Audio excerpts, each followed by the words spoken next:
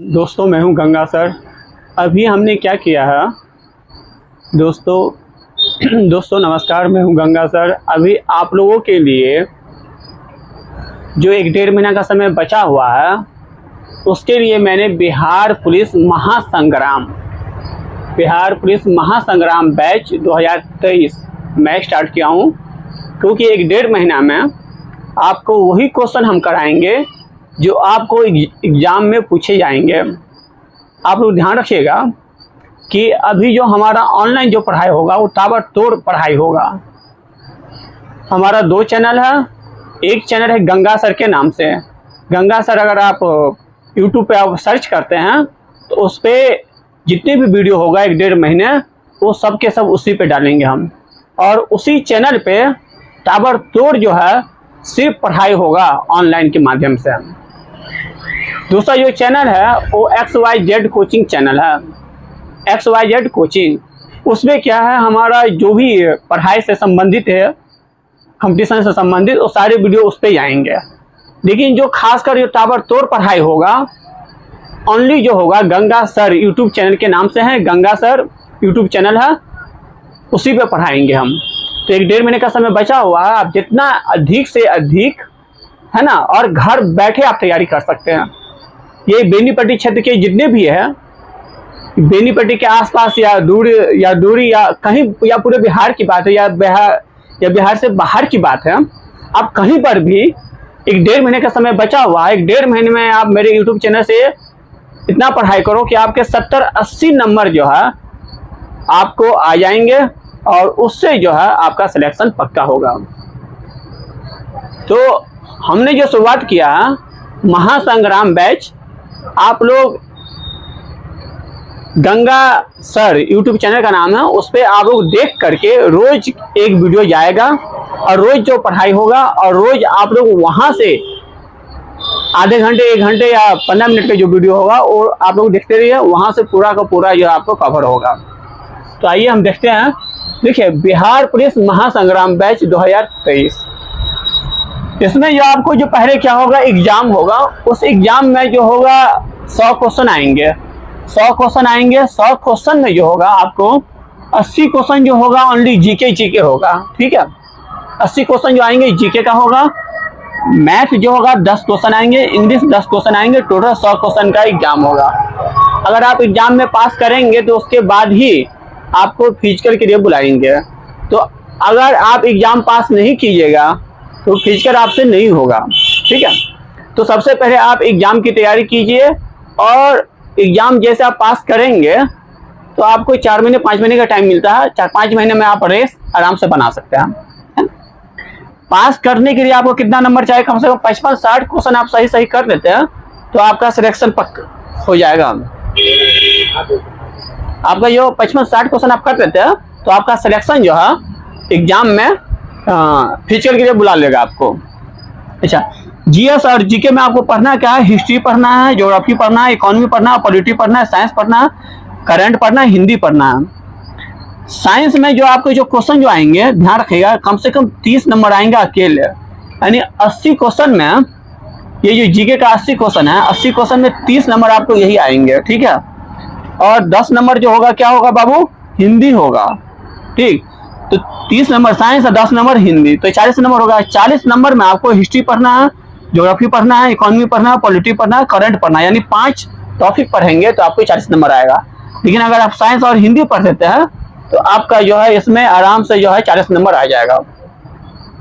तो साइंस में आपको जो पढ़ना है, खासकर फिजिक्स, केमिस्ट्री, बायोलॉजी, तीनों पे पकड़ बना के चलना है। क्योंकि बिहार पुलिस के लिए स्पेशल जो है साइंस जो है, कहाँ से क्वेश्चन आते हैं, किस टाइप से क्वेश्चन पूछे जाते हैं, ये किसी को पता नहीं होता।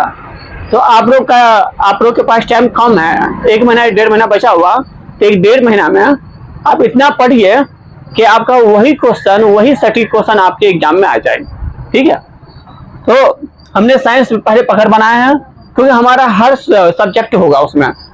आप लोग तो जुड़िए, क्योंकि आप लोग जुड़ेंगे तो आपको पता भी चलेगा कि हाँ मुझे कितना तैयारी है। पहली बात तो तैयारी पकड़ में होगा कि हम कितना पहले तैयारी कर रखे हैं, और इसमें आप जो हम पढ़ाएंगे उसमें से आपको कितना पहले से आ रहा है। नहीं आ रहा तो कोई बात नहीं है, जो हम पढ़ाएंगे उसको आप तैयारी कीजिए। सबसे पहले हमने साइंस उठाया, साइंस में हमने बायोलॉजी का चैप्टर दिया है ना। बायोलॉजी से हमने शुरुआत कर दिया, ठीक है। तो यहां से हमने पढ़ा कि जीव विज्ञान शब्द का प्रयोग, कुछ नहीं, उसको कुछ नहीं करना, तो हिल जाएंगे, इधर आ जाओ। तो जीव विज्ञान शब्द का प्रयोग जो है लेमार्क और डेविड एंडरसन ने किया था। देखिए, जीव विज्ञान का खोज नहीं किया था इसने, जीव विज्ञान शब्द का जो नाम दिया था कि जीव विज्ञान जो है शब्द जो है किसी ने रखा होगा ना नाम, तो बाबू इसी ने रखा, लेमार्क और डेविड एंडरसन ने रखा, ठीक है।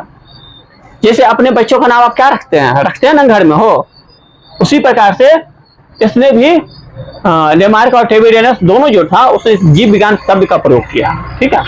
अच्छा, जीव विज्ञान का जनक और जंतु विज्ञान का जनक किसको कहते हैं? अरस्तु को बोलते हैं, क्योंकि अरस्तु जो है लगभग 300 ईसा पूर्व पहले जो है इसने क्या किया, सबसे पहले जीव के बारे में अपना संरचना बताया था। जीव के बारे में इसने सारा चीज अपना उदाहरण के तौर पर अपना पेश किया था, ठीक है। और पूरे जीव को उसने 2 समूहों में बांटा, ठीक है। पहला समूह क्या था? जंतु, और दूसरा समूह था वनस्पति, ठीक है। अच्छा, तो जीव विज्ञान का जनक और जंतु विज्ञान का जनक दोनों हम किसको बोलते हैं? अरस्तु को बोलते हैं। आप लोग याद रखिएगा, क्वेश्चन आ सकता है और आया भी है। जीव विज्ञान को कितने भागों में बांटा बाबू? 2 भागों में, जंतु विज्ञान और वनस्पति विज्ञान। जंतु विज्ञान का जनक हम किसे बोलेंगे? अरस्तु को बोलेंगे। और वनस्पति विज्ञान का जनक हम किसे बोलते हैं? थियोफ्रास्टस को बोलते हैं। आप लोग याद रखिएगा, ठीक। आधुनिक वर्गीकरण का पिता, देखिए पहले जीव विज्ञान के बारे में किसने आप संरचना बताया? अरस्तु ने बताया, ठीक है। अरस्तु के बाद क्या हुआ, जब हमारे जो दूसरा विज्ञानी थे लिनियस साहब ने क्या किया, ये भी जो है जीव के बारे में बहुत सारे रूप अपना अलग अलग दिया, है ना, उसके संरचना के बारे में बताया। अच्छा, इसीलिए इसने जो संरचना के बारे में बताया उसी से क्या हुआ, आधुनिक वर्गीकरण, है ना, आधुनिक वर्गीकरण हुआ, जिसे हम लोग बोलते हैं आधुनिक वर्गीकरण के पिता, लिनियस साहब को बोलते हैं। और द्विनाम पद्धति, यानी जितने भी जीव है सबके 2 नाम होते हैं, जितने भी जीव है सबके 2 नाम होते हैं। और 2 नाम जो है आपको लिनियस साहब ने दिया। जैसे आपका नाम है, मान के चलिए आपका नाम रवि गुप्ता है, तो रवि जो है आपका वंश हो गया, ठीक है, और गुप्ता आपका क्या हो गया? जाति हो गया। तो लिनियस साहब ने कहा था कि सभी जीवों का 2 नाम से शुरुआत होता है, ठीक है। एक होता है उसका जाति, दूसरा होता है उसका वंश। सभी जीवों का 2 नाम से सभी जीवों का नाम 2 जातियों से मिलकर बनता है, इसने ये दिया था, ठीक है। लिनियस साहब ने ये कहा था कि सभी जीवों का नाम 2 शब्दों से मिलकर बनता है, एक वंश, दूसरा जाति, ठीक है। अच्छा, ये क्वेश्चन बहुत बार पूछा गया है कि द्विनाम पद्धति किसने दिया था? तो लिनियस साहब ने, ठीक है। मानव का वैज्ञानिक नाम क्या है? Homo sapiens. मानव का वैज्ञानिक नाम होमो सैपियंस, ठीक है। और हिटकर साहब ने सभी जीवों को 5 भागों में बांटा था, यानी संसार में जितने भी जीव है, संसार में जो जीव देख रहे हैं आप, जितने भी जीव है सभी जीवों को कितने भागों में बांटा था? 5 भागों में बांटा था। जबकि हमारे अरस्तु साहब जो है सभी जीवों को 2 भागों में बांटा था, ठीक है। लेकिन हिटकर साहब ने सभी जीवों को कितने भागों में? 5 भागों में बांटा था। ध्यान रखिएगा, 5 भाग कौन कौन सा है वो आपको पढ़ाएंगे, लेकिन उससे वहां से क्वेश्चन नहीं आते बिहार पुलिस में। बस ये क्वेश्चन आता कि सभी जीवों को 5 भागों में किसने बांटा था? तो हिटकर साहब ने बांटा था, ठीक है। अब हम लोग पढ़ते हैं जीव द्रव। देखो जीव द्रव क्या है? जीव द्रव बाबू, अब जीव द्रव के बारे में कभी जानते हैं? जीव द्रव है क्या? जीव द्रव के बारे में ये देखिए कि जीव जो है शरीर के अंदर, यानी जितने भी जीव है सभी जीवों के शरीर के अंदर एक द्रव पदार्थ होता है। द्रव पदार्थ में या तो हम खून कहेंगे, है ना, जिसको रक्त बोलते हैं, प्लाज्मा होगा, या जल जो होगा जल होगा, यानी जो भी द्रव पदार्थ है, ठीक है, जितने भी द्रव पदार्थ है वो सब क्या होगा? जीव द्रव। अगर जीव द्रव रहेगा तो शरीर की जितनी भी गतिविधियां हैं सब चालू रहेंगे। और जब जीव द्रव ही नहीं रहेगा तो गतिविधियां होगा। जैसे मान के चलिए कोई व्यक्ति मर गया, ठीक है, उसको 4 दिन आप रख दीजिए, सुख कहीं पर भी रख दीजिए 4 दिन, सूर्य का रोशनी पड़ा, ठीक है, तो द्रव जितने भी है सब क्या होगा, सूख जाएगा। सूख जाएगा तो क्या होगा बाबू, उसका वजन नहीं रहेगा, फिर वो सूख करके कैसा हो जाएगा, अगर इतना बड़ा जीव है तो सूख करके इतना छोटा सा हो जाएगा, ध्यान रखिएगा, ठीक है। इसीलिए हमारे शरीर में अभी जो देख रहे हैं ना, जैसे हम लोग यहाँ पे खड़े हैं, मान के चलिए हट्टे कट्टे हैं ना, हमारा वजन भी है और अभी देखने में है ना, अगर हम मर गए तो हमारे शरीर में जितने भी जीव द्रव है, द्रव वो धीरे धीरे क्या होगा, सूख जाएगा। सूख जाए तो क्या बचेगा, सिर्फ मांस।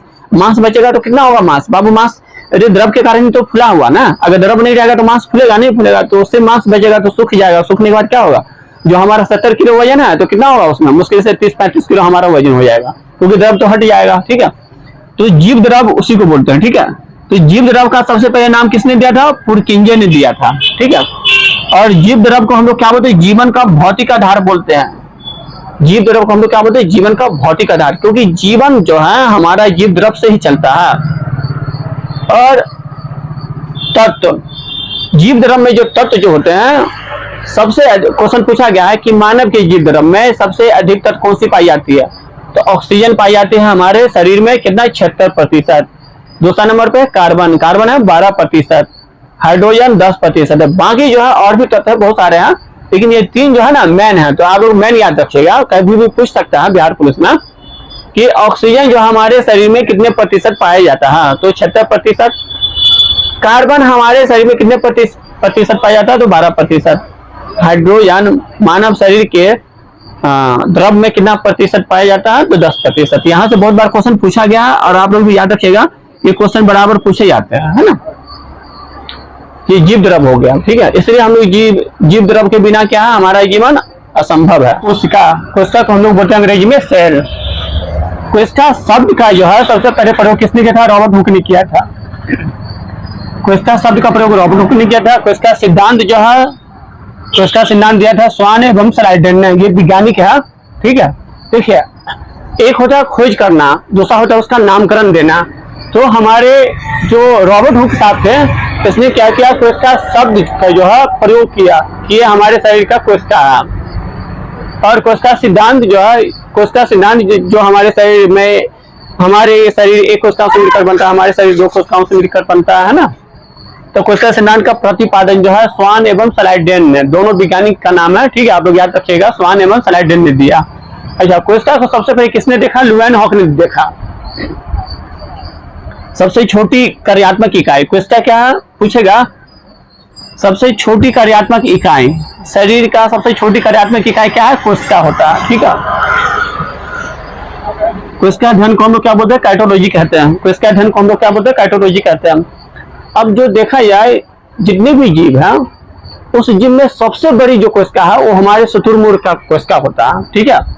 शुतुरमुर्ग का कोशिका जो है सबसे बड़ी कोशिका होता है, और सबसे जो छोटी कोशिका होता है वो जीवाणु का होता है। उस जीवाणु का नाम क्या, माइकोप्लाज्म। और भी नाम है लेकिन बड़ा सा नाम है, इसलिए शॉर्टकट नाम रखेगा माइकोप्लाज्म, जीवाणु का नाम है, ठीक है।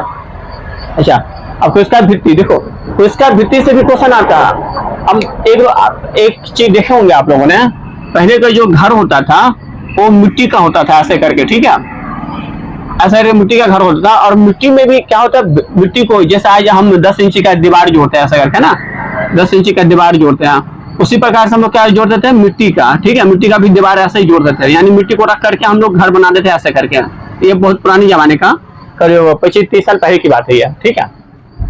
अच्छा, तो कोशिका भित्ति। और देखिएगा, कहने का मतलब ये जो पौधा है, मान के चलिए, है ना, पौधा है, ये पौधा मान लेते हैं।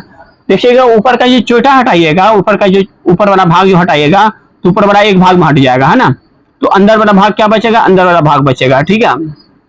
और अंदर वाला भाग होगा बीच वाला, अगर उसको हटाएंगे, ठीक है, तो वो हट जाएगा। तो जो सबसे अंदर वाला होता है वो लाल लाल टाइप का होगा, जिसको हम लोग क्या बोलते हैं, सारिल। देखते नहीं है, जो फर्नीचर वाले सब जो लकड़ी खरीदते हैं तो शीशो नहीं कहते हैं भैया ये पका हुआ नहीं है, क्योंकि इसके अंदर सारिल नहीं होगा। क्योंकि सारिल जो है ना, जो अंदर वाला भाग होता है वो क्या होता है कि उसमें कभी घून नहीं लगता, बिल्कुल टिकाऊ होता है, ठोस होता है, ठीक है। तो उसको सारिल बोलते हैं। तो खाने का मतलब भित्ति जो होता है परत बाय परत होता है, एक परत हट गया तो दूसरे परत को छीलो, दूसरा परत हटेगा तो तीसरा परत बचेगा, इसी टाइप के होते हैं परत बाय परत। तो उसी को बोलते हैं हम लोग कोशिका भित्ति। ठीक है, तो हमारे शरीर में भी कोशिका क्या होता है, परत बाय परत होता है। तो यहाँ से जो क्वेश्चन आता है कि कोशिका भित्ति किसका बना होता है, सेलुलोज का है। ये जो कोशिका भित्ति है किसका बना होता है बाबू, सेलुलोज का। इसीलिए क्या होता है ये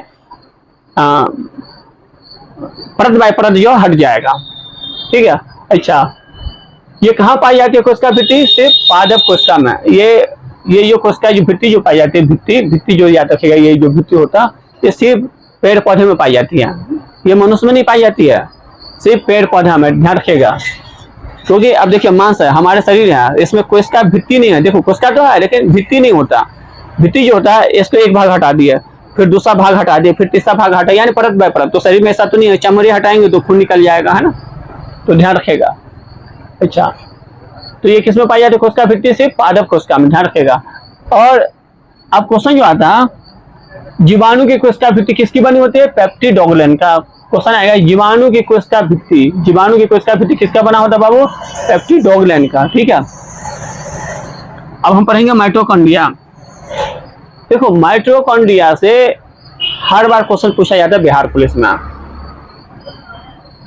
माइटोकॉन्ड्रिया। और माइटोकॉन्ड्रिया में अक्सर होता क्या, जितने भी जो हम पदार्थ खाते पीते हैं, खासकर जो भी खा पी रहे हैं, तो हमारे माइटोकॉन्ड्रिया में ही उसका ऑक्सीकरण होता है। यानी जो भी कार्बनिक पदार्थ होगा, कार्बन वाले पदार्थ जितने भी हमारे शरीर में होते हैं, ये सारे कहाँ पहुंचते हैं, माइटोकॉन्ड्रिया में जाके। ठीक है, इसलिए हम लोग क्या बोलते हैं, माइटोकॉन्ड्रिया को कोशिका का श्वसन स्थल बोलते हैं, कोशिका का श्वसन स्थल बोलते हैं। ठीक है, तो माइटोकॉन्ड्रिया का क्या नाम दिया गया है।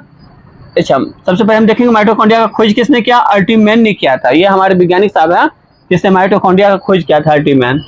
इसका नामकरण जो दिया, नाम जो माइटोकॉन्ड्रिया जो रखा था वो बेंडा ने रखा था। ये क्वेश्चन बहुत बार पूछा गया बिहार पुलिस में, बेंडा ने रखा था। ठीक है, अच्छा ये माइटोकॉन्ड्रिया को हम लोग क्या बोलते हैं, कोशिका का श्वसन स्थल या कोशिका का शक्ति केंद्र। अच्छा इसमें होता क्या है, जितने भी कार्बनिक पदार्थ है हमारे, देखो पदार्थ भी दो प्रकार के होते हैं, एक कार्बनिक दूसरा अकार्बनिक। एक पदार्थ ऐसा होता है जिसमें कार्बन की मात्रा होता है, और दूसरा पदार्थ ऐसा होता है जिसमें कार्बन की मात्रा नहीं होता। तो कार्बन वाले जो भी पदार्थ होगा तो सभी का क्या होता है, ऑक्सीकरण कहाँ पे होता है, रासायनिक अभिक्रिया सब माइटोकॉन्ड्रिया में होता है, ध्यान रखिएगा। इसलिए माइटोकॉन्ड्रिया को हम लोग क्या बोलते हैं, कोशिका का श्वसन स्थल, क्योंकि उसमें बहुत सारे जो है विभाजन वगैरह होता है ना, ऑक्सीकरण होता है, उस समय काफी मात्रा में ऊर्जा निकलता है कोशिका का। इसलिए हम लोग कोशिका को श्वसन स्थल भी कहते हैं या शक्ति केंद्र भी कहते हैं कोशिका का। यहाँ से बहुत बार क्वेश्चन पूछा गया। तो ये पढ़ाई आप लोगों को कैसा लगा, और आप लोग जो है पढ़ाई जो है नियमित रूप से कीजिए और डेली कीजिए। हमारे यूट्यूब चैनल पे गंगा सर के नाम से आपको 100% जो है 1-1.5 महीना में आपको बढ़िया तैयारी करा देंगे और ताबड़तोड़ पढ़ाई चलेगा। और वही क्वेश्चन कराएंगे जो मेन क्वेश्चन है जो बिहार पुलिस में पूछे जाएंगे। इसलिए कोई भी व्यक्ति है ना, आसपास में भी कह दीजिए और जहां कहीं भी है वहां पर भी कह दीजिए कि भैया तैयारी कर लो, अब तैयारी शुरू हो चुका है।